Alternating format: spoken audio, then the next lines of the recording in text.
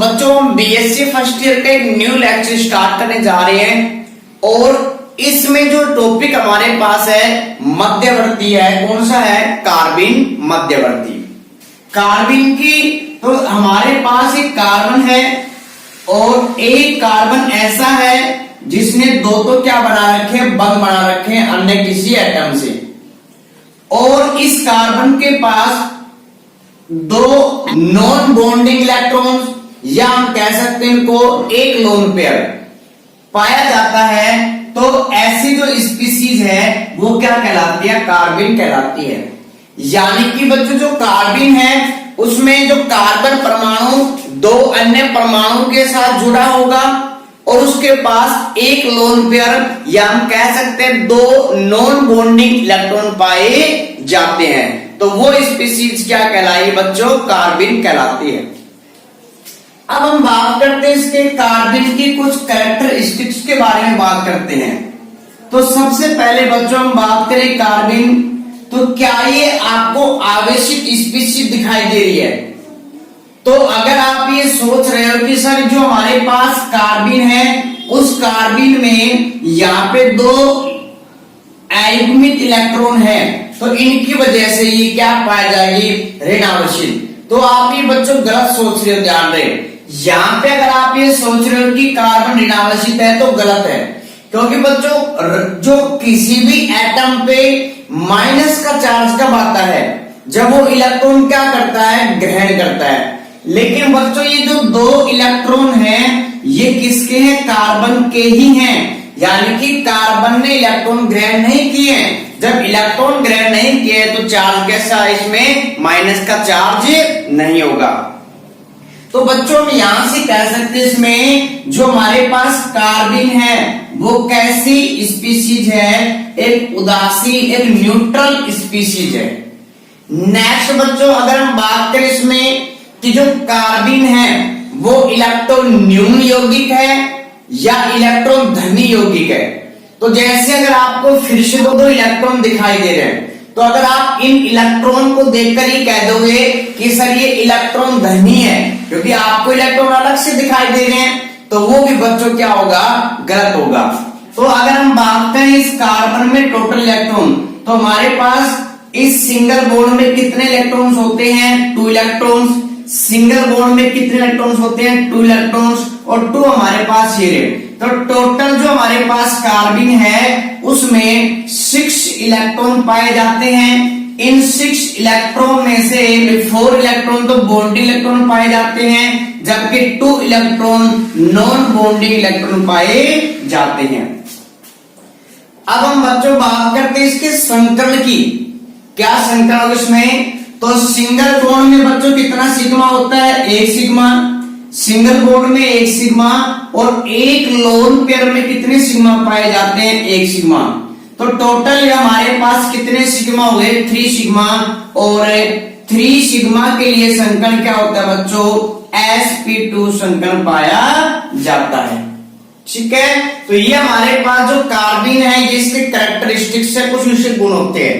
तो कार्बिन क्या होती है बच्चों कि एक कार्बन परमाणु ऐसा है जिसने दो तो क्या बना रखे हैं? बंध बना रखे हैं और उसके पास दो नॉन बॉन्डिंग इलेक्ट्रॉन्स या हम कह सकते हैं इसमें कि इसके पास एक लोन पेयर पाया जाता है। तो उस स्पीसीज को क्या कहते हैं? कार्बिन कहते हैं। अगर हम बात करें इसके गुण की, तो जो हमारे पास कार्बिन है वो एक उदासीन स्पीसीज है। दूसरे हमारे पास जो कार्बन है, जो कार्बिन है उसमें 6 इलेक्ट्रॉन पाए जाते हैं। 4 तो बॉन्डिंग पेयर इलेक्ट्रॉन पाए जाते हैं और इसमें 2 इलेक्ट्रॉन पाए जाते हैं नॉन बॉन्डिंग इलेक्ट्रॉन्स। अगर हम बात करें बच्चों संकरण की, तो इसका संकरण क्या होता है? sp2 संकरण होता है।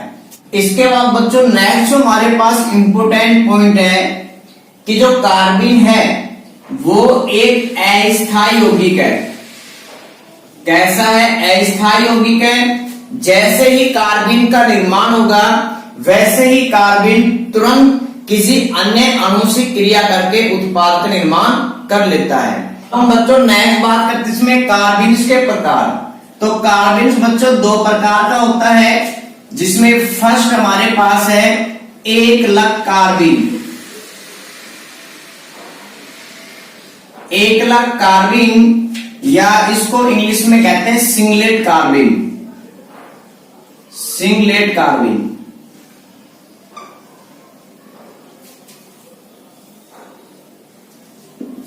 कार्बिन में जो कार्बन परमाणु है उसके पास जब दोनों इलेक्ट्रॉन, जो दोनों नॉन बॉन्डिंग इलेक्ट्रॉन्स होते हैं, जब वो एक ही कोष में पाए जाते हैं और वो भी अपोजिट स्पिन में, अपोजिट स्पिन में पाए जाते हैं, यानी कि विपरीत चक्र में पाए जाते हैं, तो जो हमारे पास कार्बिन है वो क्या कहलाता है? एकलक कार्बिन। इसके लिए बच्चों हम स्पिन मल्टीप्लिसिटी भी निकाल सकते हैं, स्पिन मल्टीप्लिसिटी, स्पिन मल्टीप्लिसिटी भी निकाल सकते हैं बच्चों। इसका फॉर्मूला क्या होता है? 2s+1। n का मतलब होता है हमारे पास जो भी इलेक्ट्रॉन का चक्रण, स्पिन नंबर इसमें। तो यहाँ पे हमारे पास बच्चों एक इलेक्ट्रॉन हमारे पास है क्लॉकवाइज, क्लॉकवाइज के लिए हमने इस s की वैल्यू क्या ले ली इसमें? +½ और दूसरा इलेक्ट्रॉन हमारे पास है एंटी क्लॉकवाइज, तो बच्चों इसके लिए वैल्यू ली हमने -½ तो हम इन इलेक्ट्रॉनों के लिए इसकी मल्टीप्लिसिटी निकालते हैं। तो यहाँ पे हमारे पास s का मतलब एक तो हमारे पास +½ है, एक -½ तो प्लस और +½ और -½ दोनों क्या हो जाएंगे बच्चों? 0, यानी कि s की वैल्यू क्या होगी? 0। अब ये वैल्यू अगर हम यहाँ पे पुटअप करते हैं तो 2 × s की वैल्यू हमारे पास क्या बच्चों? 0 +1, 2 को 0 से मल्टीप्लाई किया 0 तो 1। तो अगर स्पिन मल्टीप्लिसिटी का जो मान है अगर वो 1 आता है तो उसको कहते हैं सिंगलेट। क्या कहते हैं बच्चों? सिंगलेट कहते हैं। अगर स्पिन मल्टीप्लिसिटी का जो वैल्यू है वो अगर 2 आती है तो कहेंगे डुप्लेट, अगर 3 वैल्यू आती है तो क्या कहेंगे बच्चों? ट्रिपलेट कहेंगे। तो एकलक कार्बिन का मतलब होता है कि ऐसी कार्बिन जिसमें दोनों जो हमारे पास इलेक्ट्रॉन, जो नॉन बॉन्डिंग इलेक्ट्रॉन होते हैं वो एक ही ऑर्बिटल में पाए जाते हैं और वो भी विपरीत चक्र में पाए जाते हैं। तो ऐसी जो कार्बिन है वो क्या कहलाती है बच्चों? एकलक कार्बिन कहलाती है। सेकंड जो हमारे पास टाइप है बच्चों इसमें वो है त्रिलक कार्बन, त्रिलक कार्बिन, त्रिलक कार्बिन है, या इसको इंग्लिश में कहते हैं ट्रिपलेट कार्बिन, ट्रिपलेट कार्बिन। तो हमारे पास 2 टाइप्स में, एक तो एकलक कार्बिन, दूसरा हमारे पास है बच्चों ट्रिपलेट कार्बिन। जो ट्रिपलेट कार्बिन होता है उसमें हमारे पास जो हमारे पास नॉन बॉन्डिंग इलेक्ट्रॉन है ये कार्बन में अलग अलग में पाए जाते हैं, ऑर्बिटल में पाए जाते हैं और वो भी सेम स्पिन में पाए जाते हैं। किसमें पाए जाते हैं? सेम स्पिन में। तो अगर हम इसके लिए स्पिन मल्टीप्लिसिटी निकालते हैं तो स्पिन मल्टीप्लिसिटी का बच्चों फॉर्मूला क्या होगा? 2s+1। तो यहाँ पे हमारे पास दोनों इलेक्ट्रॉन हैं जिनकी स्पिन कैसी है? सेम है। तो अगर हमारे पास क्लॉकवाइज है तो इसके लिए माना हमने +½ इसके लिए माना हमने +½ तो +½ और +½ कितने हो गए? 1, यानी कि n की वैल्यू क्या, s की वैल्यू क्या आ गई हमारे पास? 1 आ गई इसमें। तो यहाँ पे अगर हम वैल्यू पुटअप करते हैं तो 2 × s की वैल्यू है 1 + 1, तो 2 को मल्टीप्लाई किया 1 से तो 2 + 1 क्या हो गए? 3। तो यहाँ पे हमारे पास स्पिन मल्टीप्लिसिटी की वैल्यू कितनी आई बच्चों? हमारे पास 3। जब इसकी वैल्यू 3 आई तो जो हमारे पास कार्बिन होगा वो क्या कहलाएगा? त्रिलक या ट्रिपलेट कार्बिन कहलाता है। तो हमारे पास कार्बिन 2 प्रकार के होते हैं बच्चों, कौन कौन से? एकलक कार्बिन यानी कि सिंगलेट कार्बिन, सेकंड हमारे पास होता है बच्चों इसमें ट्रिपलेट कार्बिन या त्रिलक कार्बिन। सिंगलेट कार्बिन में दो जो हमारे पास नॉन बॉन्डिंग इलेक्ट्रॉन्स होते हैं वो एक ही ऑर्बिटल में अपोजिट स्पिन में पाए जाएंगे, जबकि ट्रिपलेट जो कार्बिन है उसमें अलग अलग ऑर्बिटल वो भी सेम स्पिन में पाए जाते हैं। कार्बिन है उसका निर्माण दो विधियों के द्वारा होता है। फर्स्ट हमारे पास है विलोपन विधि, विलोपन विधि है, और जो हमारे पास सेकंड है वो है विघटन। तो बच्चों जो हमारे पास कार्बिन है उसका निर्माण हम दो प्रकार से या दो विधियों से कर सकते हैं। एक फर्स्ट हमारे पास है विलोपन और सेकंड हमारे पास क्या होते हैं विघटन। स्टार्ट करते हैं बच्चों विलोपन। तो यहां से हम ये कह सकते हैं विलोपन अभिक्रिया, या हम ये भी कह सकते हैं कि जो क्लोरोफॉर्म है, क्लोरोफॉर्म की अभिक्रिया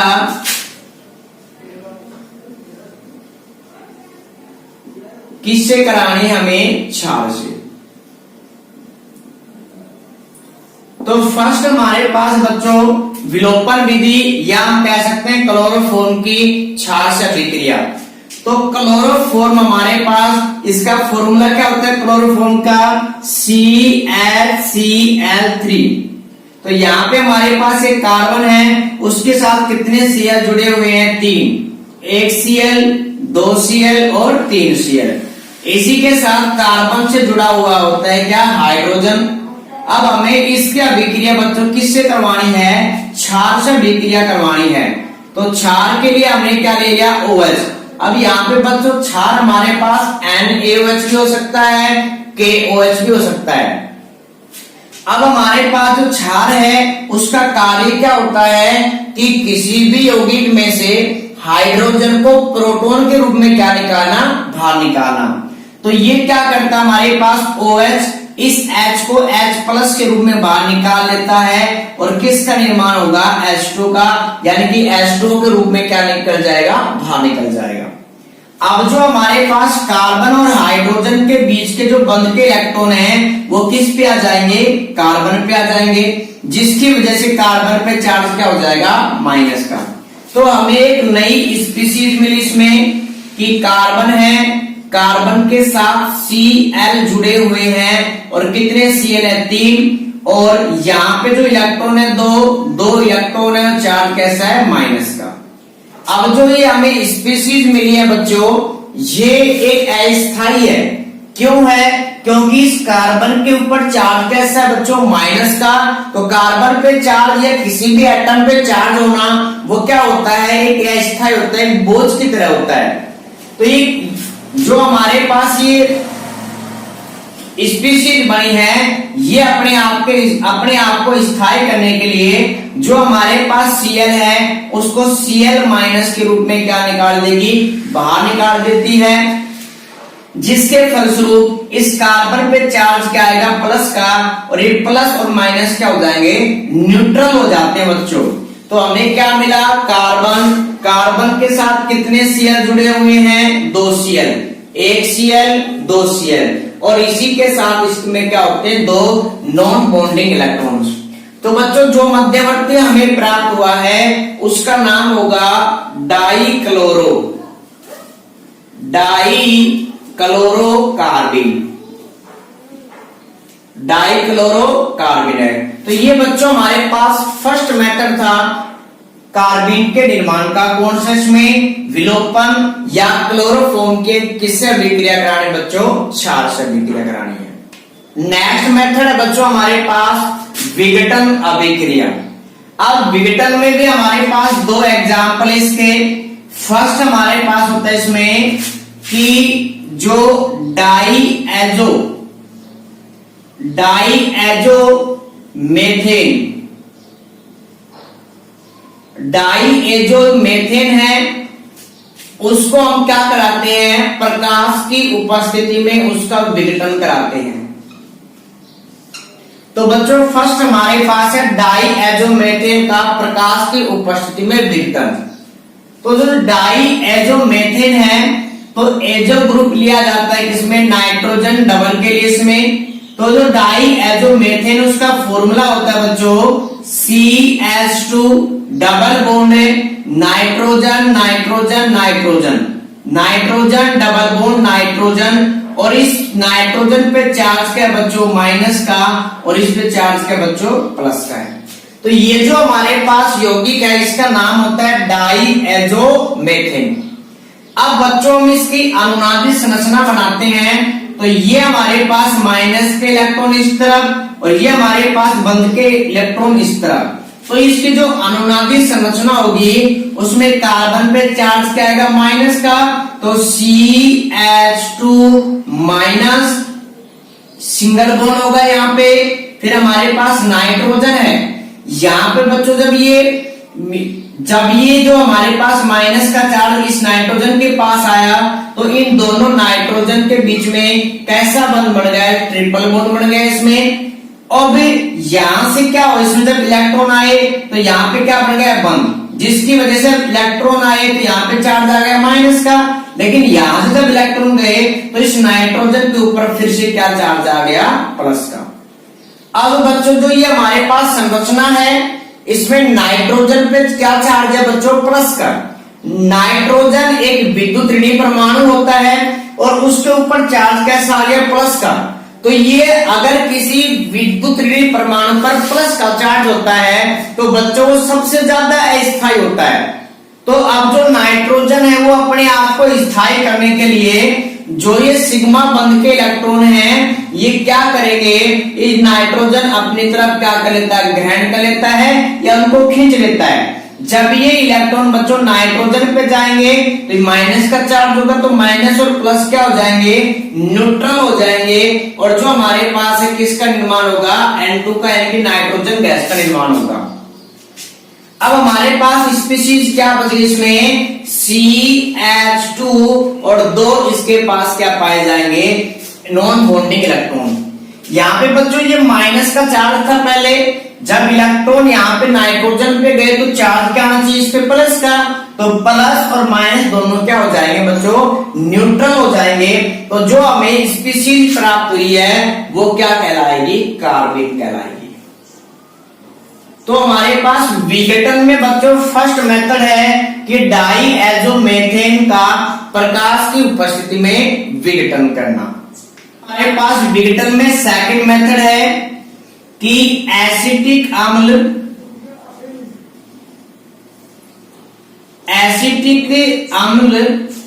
या हम कह सकते हैं इसमें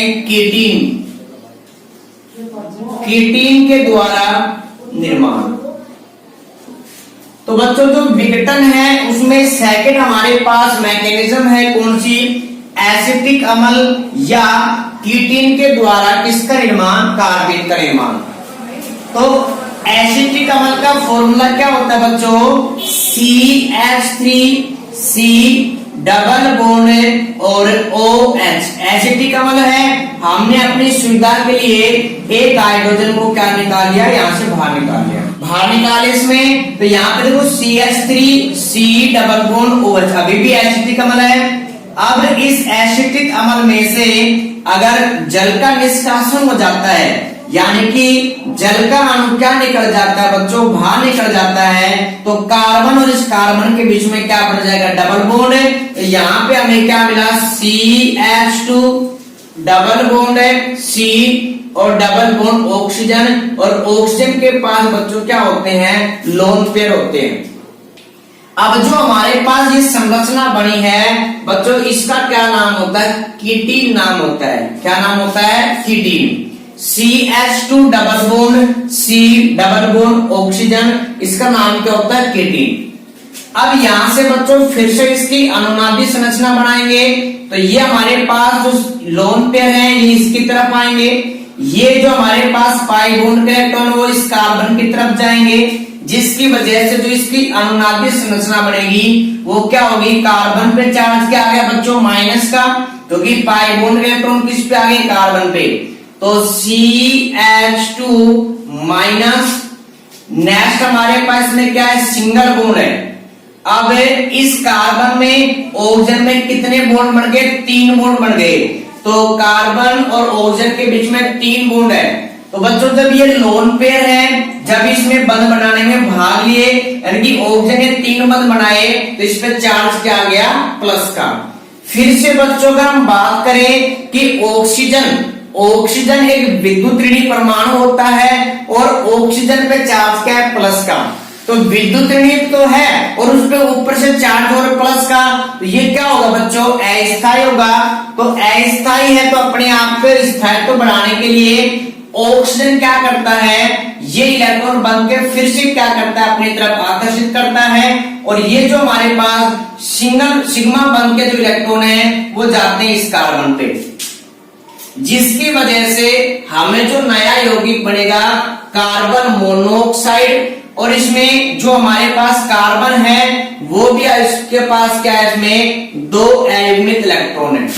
नेक्स्ट हमारे पास बच्चों, तो ये क्या बच गया, CH2, और यहाँ पे हमारे पास क्या लोन पेयर इसमें, तो यहाँ पे हमारे पास क्या प्राप्त हो गया बच्चों, कार्बिन। तो ये हमारे पास बच्चों 2 मेथड है इसमें। सबसे पहले कार्बिन बनाने के 2 मेथड है, कौन कौन से, विलोपन के द्वारा प्राप्त कर सकते हैं और विघटन के द्वारा प्राप्त कर सकते हैं। फिर जो विघटन है उसमें भी 2 विधियां हैं, कौन कौन से, फर्स्ट हमारे पास बच्चों कि डाईएजोमेथेन का हम प्रकाश की उपस्थिति में विघटन कराते हैं, या हमारे पास एसिटिक अम्ल, या हम कह सकते हैं कीटिन के द्वारा।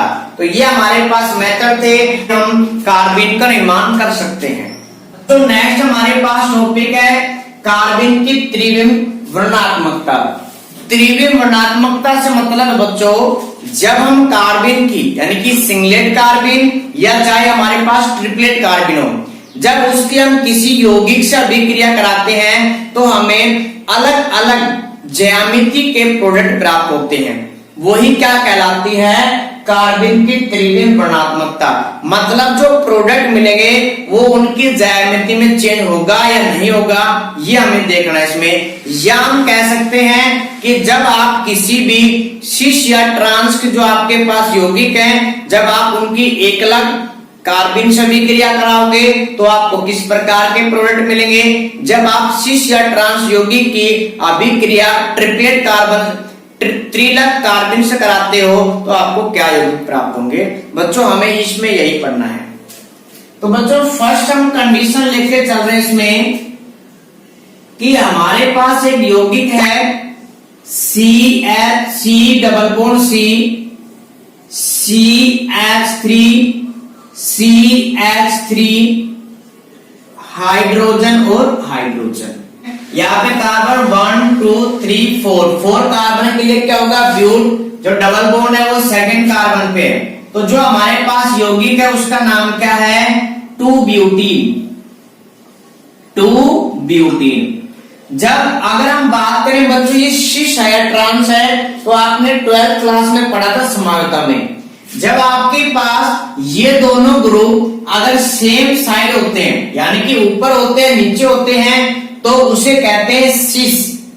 अगर ये जो आपके पास सेम ग्रुप है अगर वो अपोजिट डायरेक्शन में होते हैं तो वो कहलाएंगे ट्रांस। तो ये हमारे पास बच्चों जो 2 ब्यूटीन है वो कौन सा है, ट्रांस है। कौन सा बच्चों, ट्रांस। जब हम इसकी अभिक्रिया कराते हैं किससे, एकलक कार्बिन से करवाते हैं। एकलक कार्बिन से अगर हम इसकी अभिक्रिया करवाते हैं तो हमें क्या प्रोडक्ट मिलेंगे इसमें। सबसे पहले हम बात करते हैं कि मैकेनिज्म किसमें, कि यहाँ पे हमारे पास जो कार्बिन है उसमें 2 हाइड्रोजन है और 2 क्या है इसमें, अबंधी इलेक्ट्रॉन। यहाँ पे जो हमारे पास कार्बन है, ये जो हमारे पास कार्बन है इनकी विद्युतीयता समान है, तो इनके बीच में अगर बंध का वितरण होगा तो एक इलेक्ट्रॉन क्या होगा, समान रूप से वितरित। तो यहां से हमारे पास इन एक इलेक्ट्रॉन में क्या बढ़ जाएगा, बंध बढ़ जाएगा, और एक हमारे पास क्या बढ़ जाएगी बच्चों, चक्रीय संरचना। तो यहां से हमने क्या किया, जो हमारे पास ट्रांस एल्कीन है उसकी अभिक्रिया कराते हैं एकलक कार्बिन से, तो हमें एक चक्रीय उत्पाद प्राप्त होगा। तो यहां से बच्चों देखो कार्बन, ये कार्बन जुड़ जाएगा इस कार्बन से, ये कार्बन जुड़ेगा इस कार्बन से, तो यहाँ पे हमें प्रोडक्ट क्या मिला बच्चों, C सिंगल बॉन्ड C और नीचे इनसे क्या जुड़ा हुआ है, CH2, और इस कार्बन के पास एक तो हमारे पास क्या था, इसमें मेथिल समूह है, एक हाइड्रोजन है। तो यहां पे हमें क्या मिला, CH3H, CH3 और H, यानी कि जो आपके पास चक्रीय यौगिक प्राप्त हुआ है वो भी आपके पास कैसा मिलेगा, ट्रांस ही मिलेगा। ध्यान रहे, इसका नाम क्या होगा, अगर हम बात करें तो ये तो हमारे पास प्रतिस्थापी होंगे, इसको नाम दिया 1, इसको नाम दिया 2, क्योंकि मेन श्रृंखला हमारे पास ये है बच्चों। तो सबसे पहले प्रतिस्थापी का नाम लिखेंगे, कौन है प्रतिस्थापी, मेथिल है, कितने पे, 1 पे 2 पे, तो इसका नाम आएगा बच्चों 1,2। 2 बार है तो क्या लिखेंगे, डाई, 2 बार कौन है बच्चों, तो क्या लिखा हमने, डाई मेथिल। अब हमारे पास यहाँ पे रिंग है, तो रिंग के लिए क्या लिखेंगे, साइक्लो, क्या लिखेंगे बच्चों, साइक्लो लिखेंगे। और कितने कार्बन है, 3 कार्बन के लिए क्या होता है बच्चों, प्रो, सिंगल है या डबल है, सिंगल बॉन्ड है तो क्या होगा, एन। तो बच्चों इसका नाम आ गया 1,2-डाई मेथिल साइक्लोप्रोपेन।